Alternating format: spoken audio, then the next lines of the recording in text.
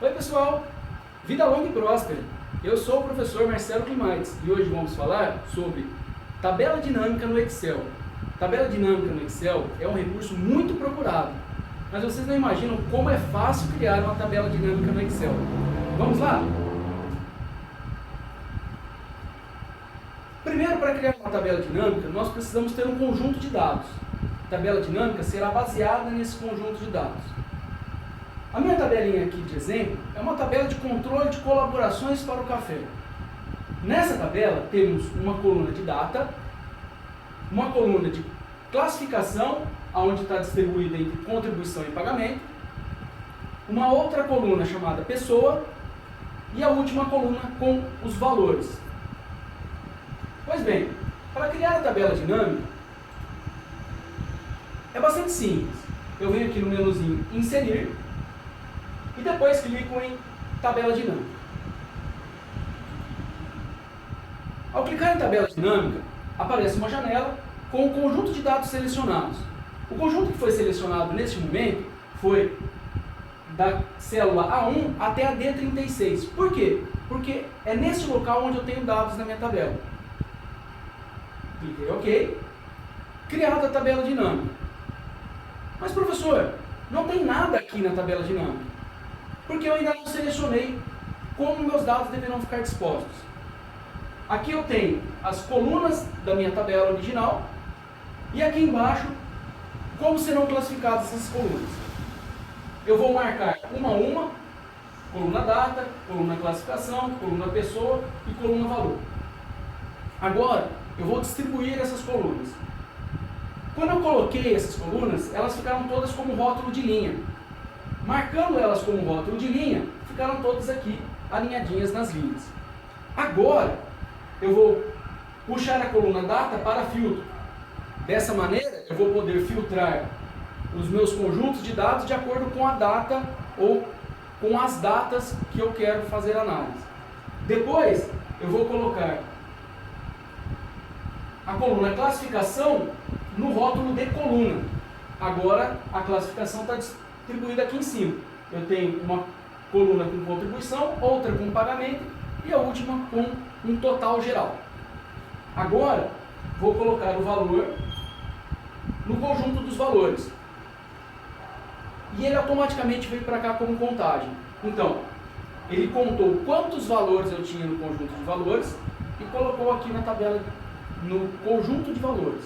Então eu tenho 4 conjuntos, repetindo, filtro ficou a data, rótulo de colunas ficou a classificação, no rótulo de linha ficou a pessoa e no rótulo valores ficou a contagem. Aqui eu tenho o número 2, por exemplo, no nome Carlos. Vou aproximar um pouquinho para que nós possamos observar melhor. Então, o número 2 associado a Carlos é porque Carlos está marcado 2 vezes na outra coluna como contribuição. O número 4 associado a Barrez é porque Barrez aparece 4 vezes nas colunas associadas ao valor. Agora eu vou tirar essa contagem. Eu vou colocar valores ao invés da contagem. É bem fácil. Eu vou vir aqui em valores e vou clicar em configuração do campo valor. Pois bem, esse conjunto aqui, essa seleção, apareceu para mim. Soma, contagem, média, máximo, mínimo e produto.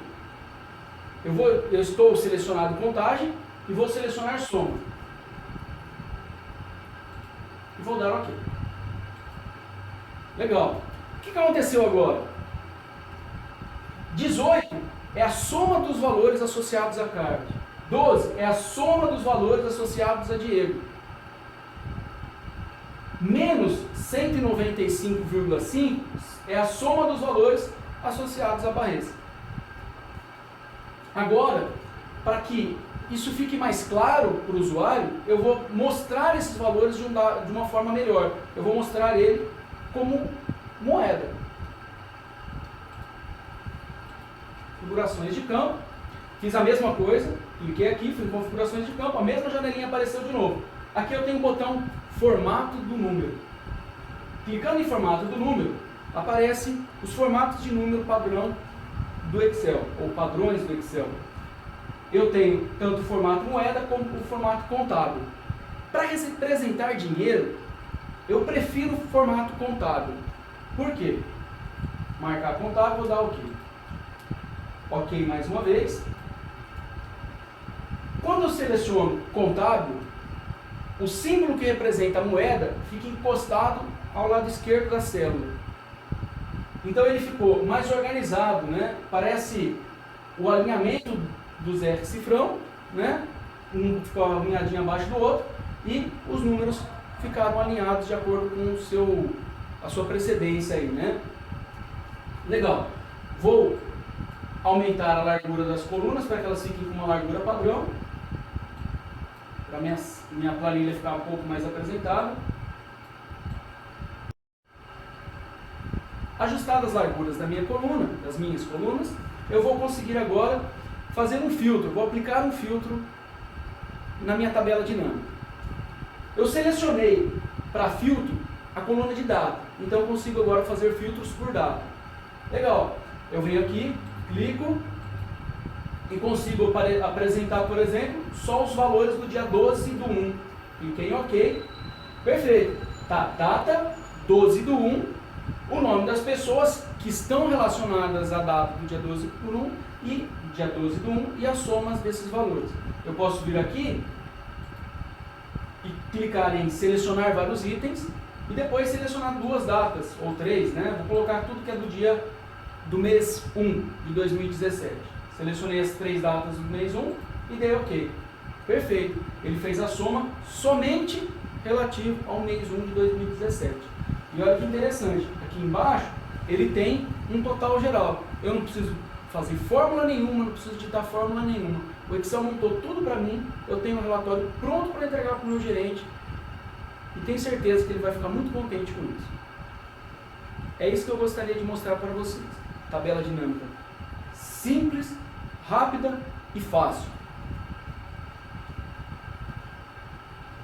Pessoal, eu sou o professor Marcelo Climates e essa foi a aula de tabela dinâmica no Excel.